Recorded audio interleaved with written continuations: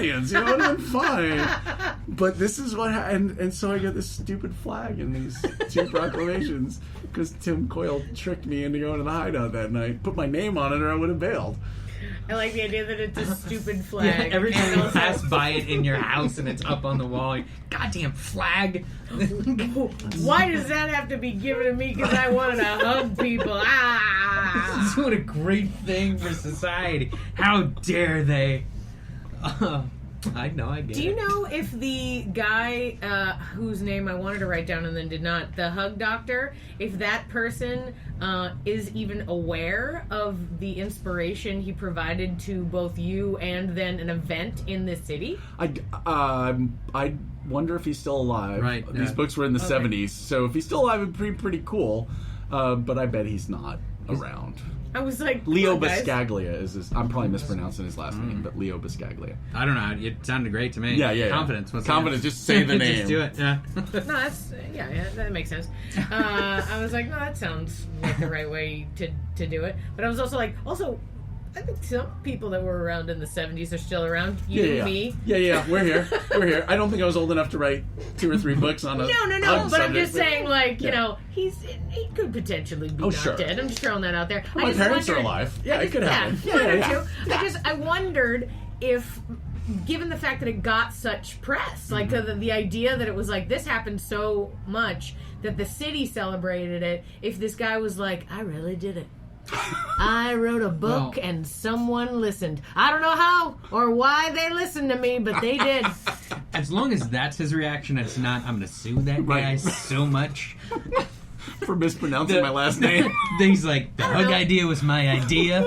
You stole it. That would be he didn't do like great... hugs $1 or something, though. I mean, like, if he had made a bunch of money, then, like, sure, I could see suing. Can you sue someone for doing something for free that is just a regular thing? You can sue anybody for anything. You just won't win. Yeah, but I don't know. This guy was writing books in the 70s. I want a guy who's all about love and like the importance of physical touch to then be a real asshole in real life. Right. Like, really come after me. Yeah, that'd be pretty funny. He's just like this sweet guru to his people, and then he just turns around, and all of a sudden he's like, got a clip-on tie. All right, listen. I feel like he would pull off the clip-on. I don't know. No, he has to put it on. Oh, because he's wearing some sort of robe. Yeah, and he had to like quickly put together the single button by his neck and throw the.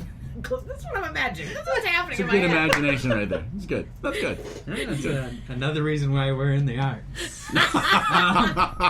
Bringing it back as always. All right. You're welcome. You're so good. So I love the free hug day. That was really wonderful. That's so nice that everybody celebrated and came out there to support you in that moment. I was kind of like in hindsight, it was easier to look at, but in the moment, of course, I was miserable. But days later, I kind of reconciled how amazing it was that they did that for me and how sweet that was and how much I love them all. Yeah. They were very, very loving. And still good friends to you, too. Well, Tim, he's a liar. But other than... he tricked me. Dirty liar. But other than that, totally very nice. Very nice gentleman. A lying, horrible, very nice gentleman. Yes, excellent. I used his full name right, Tim Coyle. I want to make sure. You did. You said good. I think you said it 3 or 4 times. Did I get it out there? You're like, Tim Coyle is a liar. I'll just make sure to put that in there. Yeah, put that at the bottom with a link to his, I don't know, social network. I just quote of the podcast. Tim Coyle is a liar. That's the title. And of course, don't mention who's on it. I do love him. It's okay. Yes, don't tell him. He'll know immediately when you say. He'll be like, oh shit, Paul is on. You're like, why do these people have an opinion on me? Oh, I see. What's going on? They starting to fight? What's going on? Podcast fights. An all-out war. Yeah, absolutely. Oh man, that's so heartwarming. But it was ancillary, right? I was taking the improv classes for this other purpose. This thing came out of it, and the other thing that came out was Cindy Ward turned me on to The Moth. Mm-hmm. And like that changed my life. I was going to say how we get there. Well, and that was how we got there, right? Like Cindy Ward turns me on to The Moth. I do the thing like they didn't have it on your phone, so I go home, I go to their website, and I just start playing them, like binge listening, and I'm like, well, I can do this.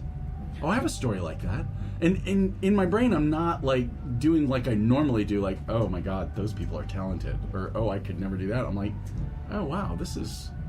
So I find a place in town, No Shame Theater, that will allow you to do this kind of thing, and I show up.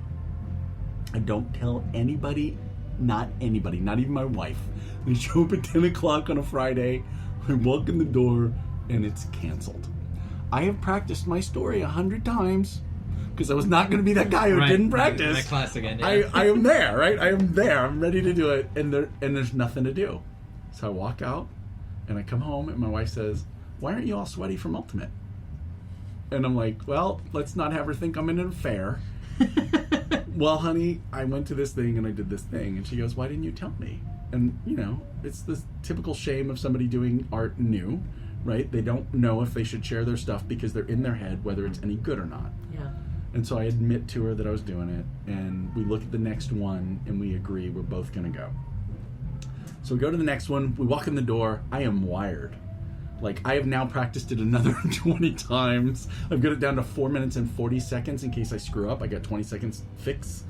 We walk in, it's canceled tonight for a music event, and the guy sees my face when he tells me, and he can tell, like, I am on the verge of killing somebody. Like, this has been a month that I've been practicing this, because it's every 2 weeks. I'm like, no, I'm ready to...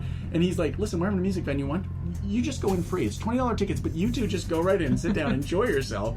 I go in and listen to a couple of songs. They take a break. I leave. I'm like, no, this is... So Vicky, my wife, tells all my friends from Ultimate that I'm doing this thing. So then 2 weeks later, we show up. I see a carload of people pulling in. It wasn't a van, but it was a lot of people still. Yeah. And they all get out, and we all walk in, and it is closed. It is canceled again. Screw this place. What is happening? I know, right? Shannon, I love you. Carrie, I love you. It's not that. So they say, hey, let's go to a restaurant. We're going to go over to Easy's. They have that little place outside of Easy's where you can sit, and Paul, you can get up and tell your story, and we'll all listen. And I think, okay, so we all go eat, and we do this thing, and I go out there, and I tell the story. Now, I've chopped the crap out of the story to get it down to 440, right? Like, it's down.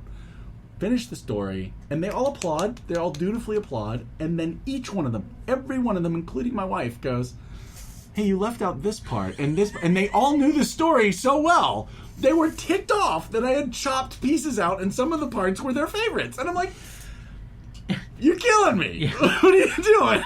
It's hard. You should have just clapped and said I did a great job. Right. By the way, that's your job. That's what you're supposed to do here. Right. I don't know if we've explained to you how this works for you. I actually kind of want to make a video for audiences and just send it to all of the theaters and just be like, feel free, just use it. And it's me, and it's all like, hey, how's it going? So you're an audience member. Here's your job. And because honestly, when I teach my level 1, when I have a level 1 recital, I go in and I explain to the audience their job for them right now. I go, hi, I've spent 8 weeks with them. I love them, okay? I love them with my heart, and you're not going to do anything bad to them, okay? So I want you to put your happy faces on right now, and I want you to get ready to keep those hands close near each other. And also, if you feel like there might be a laugh, make it loud. Do it. Because they need you, and they deserve it. And people start laughing already, and I was like, wait, hold it! Don't wait, laugh for me. why Laugh are for you them. wasting That's this? Right. Give it to them. This is not about me. Was my first recital not good? Were they just real polite because you forced them to be? Well, I mean, yes, and the level 1 recitals are always good because it's before they think Without they're the too rules. cool. That's right. Right. And like once you get levels 2 through 4, at the new movement there's 5. So 2 through 4 is when they're all like, I'm great at this, check me out, and they do a bunch of crap. And then in level 5 they realize again, like, oh no, I don't know anything. What's going on? Oh god. Tell you before every show and then they do well in level 5, and then their level 5 show they're all like, oh my god, and it's wonderful. It's great. Level 1 recital and graduation shows level 5. But don't go to the 2, 3, or 4. Okay, I got it. I mean, tell them they're great. Bring them flowers. Show up right at the end with some flowers. Sorry, oh I'm my late. god, you are so good. they'll never know. The lights are in their face. Oh, that's true. But they're doing self-indulgent bullshit for all 3 of those recitals for sure. Because they're all like, "Did you guys know I was an amazing improviser? Yeah, I'm super great at stuff." And you're like, "Get out of here." You're like, "Yeah, okay." We thanks." all were that at one point, though, right? Every one of us. Okay. Not you. No. You. Okay, sorry. No, Patrick. not Sorry. me. Just Okay. because other people in the class were just... I don't step on people a lot, so I feel like they just pushed me to the back, so I didn't get a chance to do that. I would have done that 100% if I had the chance. 100%. You had a weird journey, actually, but... Oh, yeah. But your journey now is better. Sure. Yeah, you're... I mean, like, Sure. now in the theater, like, 3 years people in, I respect haven't you with, like, and hold you on a high... show. And so... Yeah, that's okay. What do you need to produce a show for? Do you want to produce a show? Not really. Well, then don't. Is it like a checkbox? You just need to... Yeah, you gotta like, check that everybody's off? like, why haven't you produced anything? I don't know. Because I'm good at helping you produce stuff. Yeah, Like, yeah. I show up to your thing and make it good. That's what I do. I do that thing. That's what I do. That's what we need you to do. So I don't just show worry up about and this. Make it good. Yeah, listen, me and Clayton and the panel show, we need you, all right? Can you relax? It's a checkbox for other people, not necessarily myself. But Well, there you go. now I'm doing Cold Town stuff, so I've got it. I have to do it. You have to produce a show? Yeah. It's a level 10. Oh, it's part of advanced. the thing. Yeah, it's okay. I was like, no, you don't. No, it's the thing. Yeah, so Very Okay, cool. they're teaching you. So you kind of forced yourself into this so you would do it. I didn't know that when I signed up. Oh, I was like, I thought I'm going to pay somebody money to make sure I No. check this box. No, but That's actually a good at the thing to do. reason earlier we were talking about like that somebody with confidence is saying like, "Hey, do this thing," and then you do this thing. There's been several times in my improv career where I was just like, "That sounds stupid," but I did pay them to tell me to do this, so I'm gonna do it because if I don't do it, then why am I paying them? Right. You know. Though I think there are different, like, based on that, though, there is a different drive for a person who's paid for a service. They're gonna, or paid for anything, For really. sure. They're gonna take care and, like, care about that stuff. Like, when people pay for classes, come to one, and then I never see them again, but we get their full That whole thing, tuition, yeah. I'm like, what a waste of your money. Like, you must be rich if you can just blow, like, money and just never do anything. You're like, yeah, sure, just make a donation to the theater if you want to. Like, you don't have to go to classes. They got the But Groupon, so they figured why not. It's not always Groupon. Believe you me, I really? was in charge of it for a long time. And people would pay full friggin' price and then show up to nothing. And I'd call them and be like, but you paid for stuff. I want you to get something Right. from what you... At least come and to a sit. show. Yeah, just like, like- watch something. Right. I mean, you've got 100 shows in your pocket here that you've already prepaid for. You might as well. I showed up to class the first day, and everybody was like, "Oh, did you get the Groupon?" I was like, "Son of a bitch, what Groupon?" Like, no, I paid full goddamn price. Son of a. Yeah. Well, I wish I could remember the woman, because the Hideout offered the free intro? testing, Yeah, the but yeah. just a little 2-hour Right. thing, right? And at the end, Andy Crouch says, "Hey, if you sign up right now, it's the hard sell, Yeah. as hard as Andy can sell, right? If you He's show so up right, gentle and he's sweet. the nicest guy on the So planet, lovely. I right? love him. But Yeah. I was already going to do it, so he's like, if you sign up right now with somebody in the class, 2 for 1, right? Nice. We'll half price it, and I'm Yeah. like, oh well, I look around the room. This woman goes, yeah, I'll do it. I think she showed up to one class, paid for half of my Right. class, and I was ecstatic. Done. Yeah. I was like, good, check. All right, I'm in. So ridiculous. I just don't understand it. I don't know. I mean, I'm a person who wants to go and have adventures and experiences, and if I have to pay for them, then I'm going to pay way more attention to them.